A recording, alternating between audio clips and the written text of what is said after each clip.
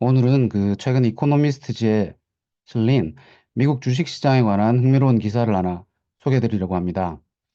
음, 미국 주식시장이 과연 앞으로도 지금까지 굉장히 빠르게 올랐던 것처럼 올라갈 수 있을까에 관해서 의문을 제기하는 그런 내용입니다. 사진은 이제 월가에 있는 황소상이죠. 주식시장의 호황장을 불마켓이라고 부릅니다. 손은 공격을 할 때 이제 뿔로 아래에서 위로 치켜들기 때문에 그런 이름을 얻었고요. 그 반대는 베어 마켓이죠. 곰은 공격할 때 위에서 아래로 이렇게 짓누르기 때문에 그런 이름을 얻었다고 합니다. 바로 이 기사인데 제목은 Stock markets are booming, but the good times are unlikely to last. 2월 25일 이코노미스트 기사입니다.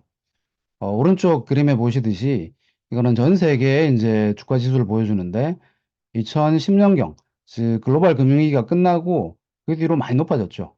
미국을 필두로 이렇게 주가가 높아졌는데 한국은 약간 소외돼 있어서 안타까운 생각이 듭니다만은 문제는 이제 앞으로도 이렇게 계속 주가 상승이 계속 이어지려면 기업의 이익이 아주 빠르게 증가를 하거나 아니면 주가 수익 비율이 매우 높게 올라가야 되는데 둘 다 쉽지 않을 것이다라고 전망을 합니다.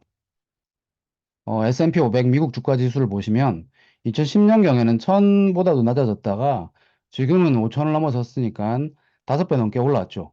굉장히 많이 올라왔는데 사실은 주가가 이렇게 올라도 기업의 이익이 그만큼 올랐으면 정당화할 수가 있을 텐데 사실은 기업의 이익은 주가보다는 높아지지 않았습니다.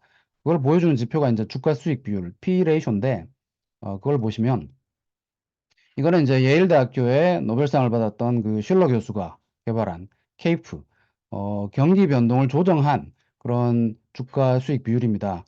분모로 이제 10년 평균 기업 이익을 쓰기 때문에 장기적인 그런 지표라고 할 수가 있죠.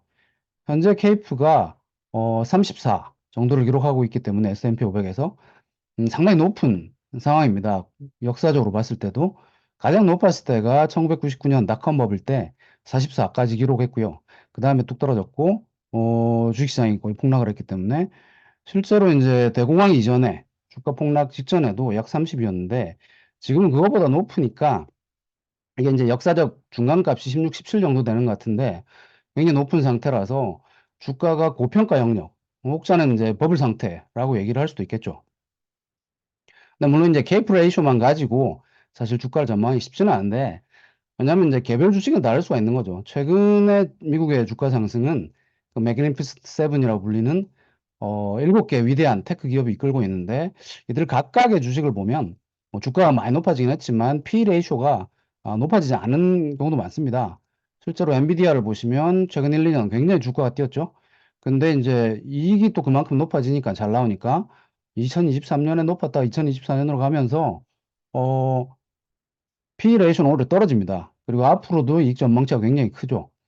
그러니까 다른 기업들도 매크로 트렌즈 같은 사이트를 가셔서 한번 구체적으로 주가하고 P 레이쇼를 비교해 보시면 좋을 것 같습니다. 그리고 또 이제 케이프의 주가 예측력이 뭐 장기적으로 보면은 사실은 평균으로 회귀하니까 그럴 수 있는데 단기적으로는 그렇게 예측력이 높지 않다라는 말도 많습니다. 예를 들어 올해 케이프가 높다고 해서 당장 내년에 주가가 떨어지지는 않는다는 거죠. 언제 떨어지지는 실제는 알 수가 없다는 거죠. 사실 2년이 걸릴지 뭐 5년이 걸릴지.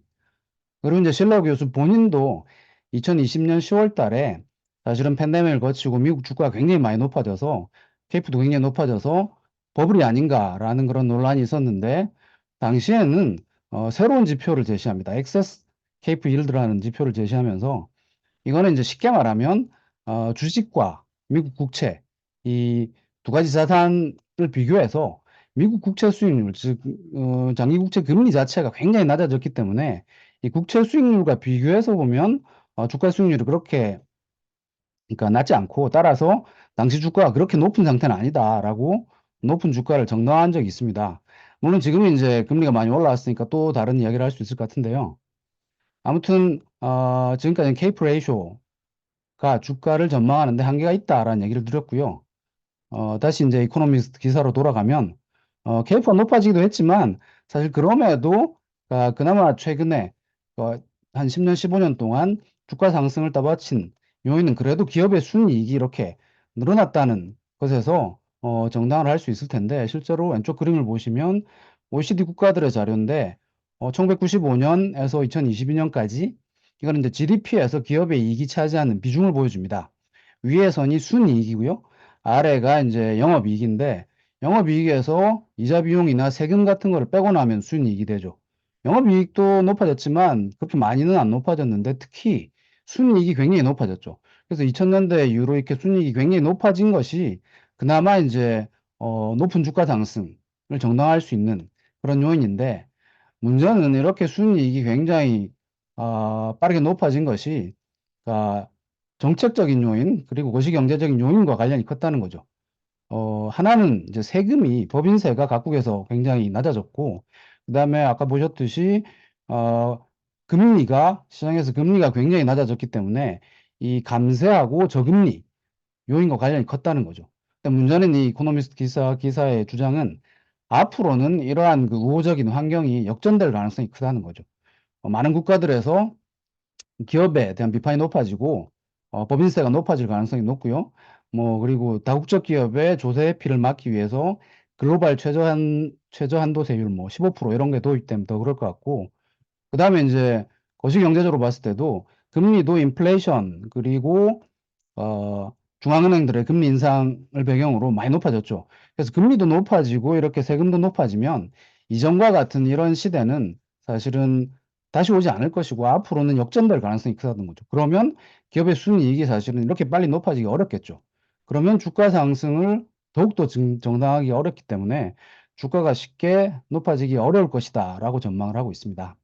그래서 이제 몇 가지 시나리오를 제시하는데 이 기사에서 예를 들어서 아주 그 낙관적인 전망에서 기업 수익이 실질로 연간 6%씩 증가한다고 해도 이건 굉장히 낙관적입니다. 왜냐하면 그 전에 2019년 이전 30년 동안 S&P 500 기업이 한 연간 4%씩 기업 수익이 늘어났기 때문에 6%씩 늘어난다 해도 지난 10년 동안의 주식 수익률이 앞으로 10년 동안 똑같이 유지되려면은 P 레이쇼가 50일까지 비현실적으로 높아져야 된다라고 얘기를 하고 있고 만약에 케이프 자체가 좀 낮아져서 한 27 정도가 되고 이와 함께 얘기 드렸듯이 법인세가 높아지고 또 금리가 높아진다면은 지난 10년보다 주식 수익률을 절반을 기록하기 위해서도 기업 수익이 연간 9%나 증가해야 된다라고 사실은 시나리오를 제시합니다. 이 두 가지 다 사실은 비현실적이기 때문에 지난 10년과 같은 그런 빠른 주가 상승은 앞으로 10년 동안 기대하기 쉽지 않을 것이다라고 얘기를 하고 있는 거죠.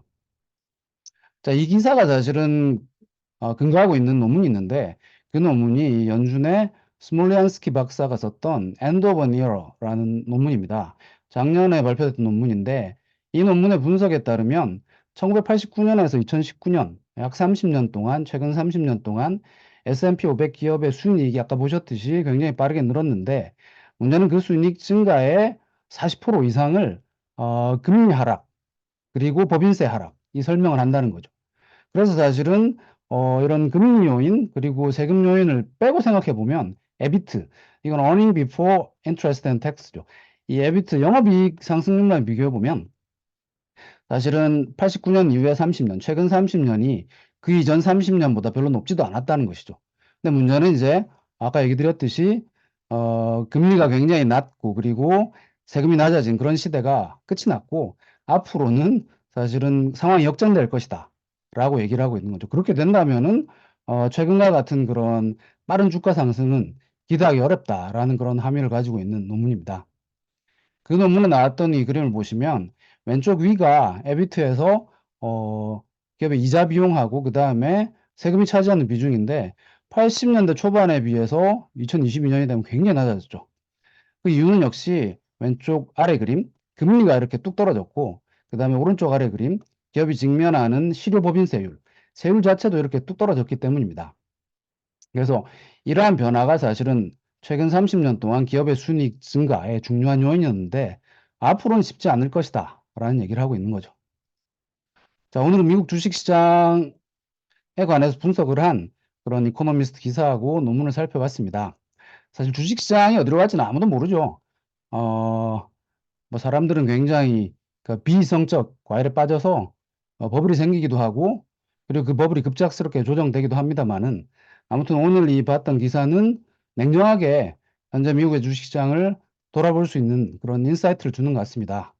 저는 개인적으로 미국 주식이 없는데, 그렇지만 이렇게 요즘 많은 한국 분들도 미국 시장에 투자를 하고 있고, 무엇보다도 미국 주식 시장의 변화는 한국을 포함해서 글로벌한 이 금융시장에 큰 영향을 미치기 때문에 이 데이터에 기초해서 주식 있게 관찰할 필요가 있을 것 같습니다. 예, 감사합니다.